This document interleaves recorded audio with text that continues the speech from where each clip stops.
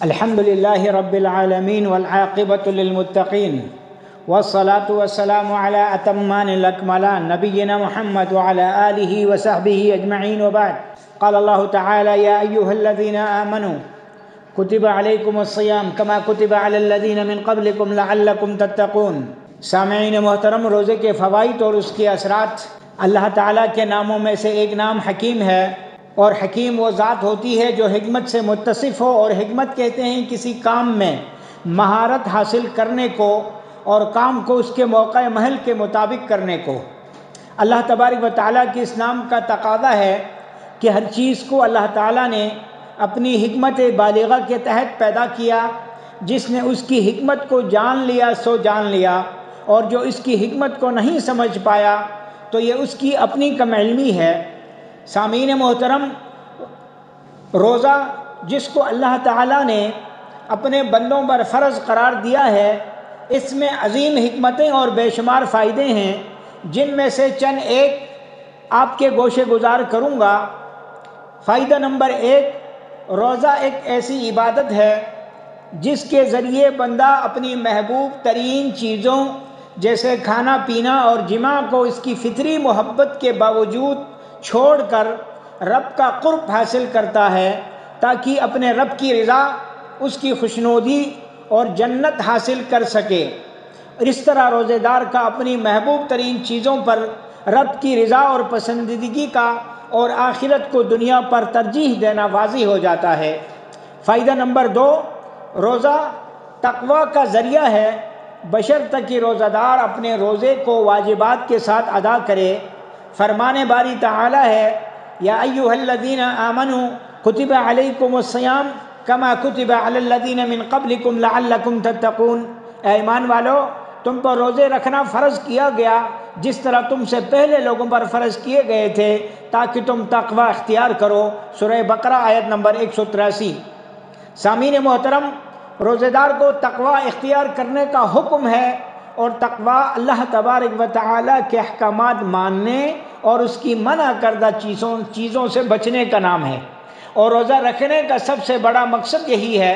روزہ رکھنے کا مقصد یہ ہرگز نہیں کہ کھانا پینا اور صحبت ترک کروا کر روزہ دار کو اذیت و تکلیف پہنچائی جائے، بلکہ فرمان نبوی ہے: جو شخص روزہ رکھ کر جھوٹ بولنا، اس پر عمل کرنا اور جہالت کرنا ترک نہ کرے تو اللہ تعالیٰ کو اس کے بھوکے پیاسے رہنے کی کوئی ضرورت نہیں.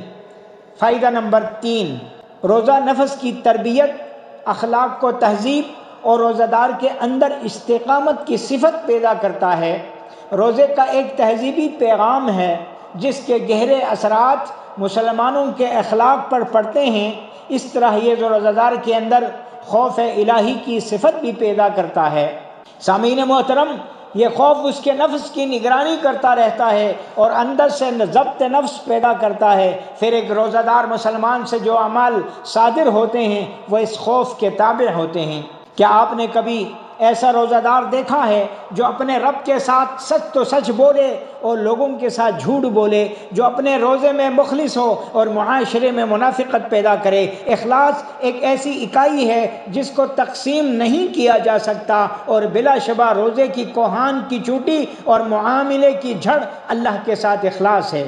تو لہٰذا جو شخص اپنے رب کے ساتھ مخلص ہوگا، محال ہے کہ وہ دوسروں کو فریب دے، خیانت اور دھوکہ دے، اور محال ہے کہ وہ چوری کرے اور تکلیف دے. اگر اس سے کوئی غلط کام صادر ہو جائے تو وہ فوراً پلٹتا ہے، رجوع کرتا ہے، معذرت کرتا ہے اور حد درجہ شرمندہ ہوتا ہے.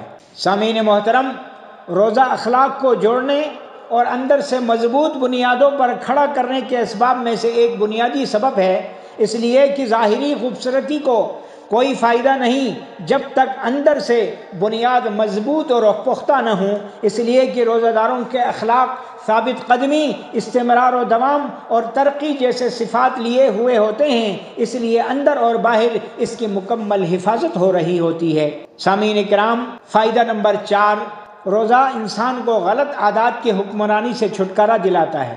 جو شخص کسی عادت کا قیدی ہو جائے اور یہ سمجھتا ہو کہ اس عادت سے چھٹکارا حاصل نہیں کر سکتا اور نہ ہی وہ اس سے آزاد ہونے کی طاقت رکھتا ہے تو اسے چاہیے کہ وہ روزہ رکھے، اس لیے کہ ہم دیکھتے ہیں کہ آدمی روزہ رکھ کر اپنی عادات کلی اور قطعی طور پر بدل سکتا ہے۔ اس کے بعد یہ وہ سمجھتا ہے کہ اس کے لیے اپنے نفس کو ان عادات کی بندش سے آزاد کرنا آسان ہے، جو عادات ہمیشہ سے اس کے لیے قلق اور پریشانی کا سبب بنی رہی۔ فائدہ نمبر 5، روزے میں اللہ عز و جل کی عبادت اور تابعداری کا ثبوت ہے، اس لیے کہ روزہ مسلمانوں کو سچی بندگی اور عبادت کی تربیت کرتا ہے۔ چنانچہ جب رات آتی ہے تو روزہ دار اپنے رب کے اس فرمان کی تعمیل میں وَكُلُوا وَاشْرَبُوا حَتَّى يَتَبَيَّنَ لَكُمُ الْخَيْطُ الْأَبْيَضُ مِنَ الْخَيْطِ الْأَسْوَدِ مِنَ الْفَجْرِ، تم کھاتے پیتے رہو یہاں تک کہ صبح کا سفید دھاگا سیاہ دھاگے سے ظاہر ہو جائے۔ کھاتا اور پیتا ہے، اسی لیے روزہ دار کے افطار و سحری کے وقت کھانا مستحب قرار دیا گیا اور صوم وصال کو مکروہ جانا گیا، اس لیے ان اوقات میں کھانا پینا عبادت الہی قرار دیا گیا۔ اور جب صبح صادق ہوتی ہے تو اللہ تعالیٰ کے اس حکم کی تعمیل میں ثم اتم الصیام الی اللیل، پھر رات تک روزے رکھو، وہ پورا کرتے ہیں۔ اس کی تعمیل میں کھانے پینے اور روزے کو توڑ دینے والی دوسری چیزوں سے رک جاتا ہے۔ اس طرح ایک مسلمان اللہ تبارک و تعالیٰ کے لیے مکمل عبودیت و بندگی پر تربیت پاتا ہے۔ فائدہ نمبر 6، روزہ گناہوں کا کفارہ ہے، اس لیے کہ نیکیاں گناہوں کو مٹا دیتی ہیں اور روزہ اپنے اندر بہت سی نیکیاں سمائے ہوا ہے، جیسے کہ اللہ تعالیٰ کا ارشاد ہے ان الحسنات یذہبن السیئات، نیکیاں گناہوں کو مٹا دیتی ہیں، سورہ ہود آیت نمبر 114۔ اور آپ صلی اللہ علیہ وسلم کا فرمان ہے آدمی اپنے اہل و عیال، مال و منال اور پڑوسی کی وجہ سے جن گناہوں کا شکار ہوتا ہے، نماز، روزہ، صدقہ ان کے لیے کفارہ بن جاتے ہیں۔ یعنی بندے سے جو غلطیاں اپنے اہل عیال کے حق میں ہو جاتی ہیں، جیسے سخت باتیں، اذیت دینا یا کسی قسم کی کوتاہی، یا پڑوسیوں کے حق میں جو غلطیاں ہو جاتی ہیں جیسے قولی فعلی ذاتیاں یا مالی غلطیاں، یہ سب کے سب اس کے مشابہ تمام چھوٹے گناہ نماز، روزہ اور صدقے کی برکت سے ختم ہو جاتے ہیں۔ فائدہ نمبر 7، سامعین محترم، روزہ مسلمانوں کو صبر، تحمل اور مشقت برداشت کرنے کا عادی بناتا ہے، اس لیے کہ روزہ دار کو پسندیدہ اور مرغوب چیزوں اور خواہشات کو ترک کرنے پر آمادہ کرتا ہے، اور خواہش نفس پر قابو پانا انتہائی مشکل کام ہے، اس لیے کہ روزے میں صبر کی تینوں قسمیں پائی جاتی ہیں۔ اللہ تعالیٰ کی اطاعت پر صبر کرنا، اللہ کی طرف سے حرام کی گئی چیزوں پر صبر کرنا، اور اللہ کے اقدار یعنی قضاء اور قدر پر صبر کرنا۔ جب یہ تینوں قسمیں بندہ مومن کے اندر جمع ہو جائیں تو یہ اللہ کے حکم سے اس کو جنت میں داخلے کا باعث بنے گی۔ قال اللہ سبحانہ وتعالی انما یوفی الصابرون اجرهم بغیر حساب، صبر کرنے والوں کو ہی ان کو پورا بے شمار اجر دیا جائے گا، سورہ زمر آیت نمبر 10۔ فائدہ نمبر 8، روزہ دنیا اور آخرت میں سعادت اور نیک بختی کا سبب ہے۔ فرمان نبوی ہے صلی اللہ علیہ وسلم، روزہ دار کے لیے 2 خوشیاں ہیں، ایک خوشی تو افطار کے وقت اور ایک خوشی رب سے ملاقات کے وقت۔ مومن کو افطار کے وقت جو خوشی حاصل ہوتی ہے یہ اس سعادت اور لذت کی ایک جھلک ہے جو دنیا میں مومن انسان اللہ عز و جل کے تقوی اور اس کی اطاعت میں سبب محسوس کرتا ہے، یہی حقیقی سعادت ہے۔ اور یہ خوشی مومن کو 2 طریقوں سے حاصل ہوتی ہے۔ پہلا طریقہ یہ ہے سامعین محترم کہ اللہ تعالیٰ نے روزہ دار کے لیے اس وقت کھانا پینا مباح اور جائز قرار دیا، اس میں کوئی شک نہیں کہ نفس کو کھانے پینے کی چاہت ہوتی ہے، تبھی تو روزہ دار آدمی ان دونوں چیزوں سے رک کر اللہ کی عبادت بجا لاتا ہے۔ دوسرا طریقہ، اللہ تعالیٰ نے اس کو ان دن کا روزہ رکھنے اور اس عبادت کو مکمل کرنے کی توفیق دی ہے۔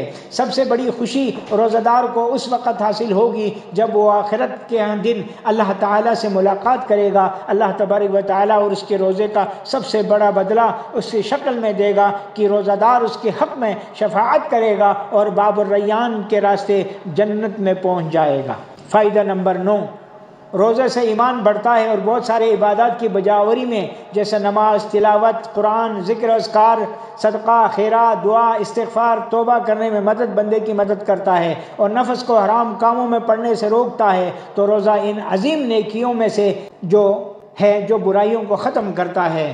نمبر 10 اور آخری فائدہ، سامعین، روزے کا ایک معاشرتی فائدہ یہ ہے کہ اس میں دولت مندوں اور فقیروں اور خاص و عام کے درمیان مساوات ہے۔